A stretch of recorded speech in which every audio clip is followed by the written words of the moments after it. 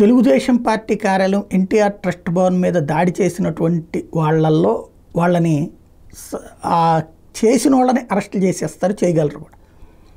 దాన్ని నడిపించినటువంటి వాళ్ళు అన్న తెలుగుదేశం పార్టీ దగ్గర ఉన్నటువంటి సమాచారం సజ్జల రామకృష్ణారెడ్డి, అట్లాగే దేవినేని అవినాషు, జోగి రమేషు, నందిగం సురేషు, అట్లాగే లేళ్ల అప్పిరెడ్డి, వీళ్ళందరూ కూడా తలసిల రఘురాం, వీళ్ళందరి పేర్లు ఇందులో.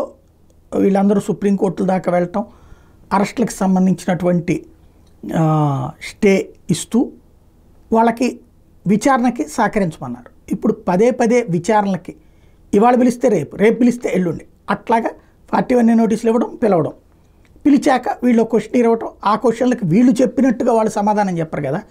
ఫర్ ఎగ్జాంపుల్, నువ్వు అక్కడే ఉన్నావు కదా అన్నారు అనుకోండి, లేను అంటారు, అది చెప్పట్లేదు సరైన సమాచారం. ఇట్లాగా అంటే క్వశ్చనీర్లోనే ఒక ట్రాపింగ్ క్వశ్చన్స్ ఉండేలాగా దానికి వాళ్ళు సరైన సమాధానం చెప్పటం లేదు అంటూ న్యాయస్థానానికి నివేదించి అరెస్ట్ చేయడానికి రంగం సిద్ధం చేస్తున్నారు.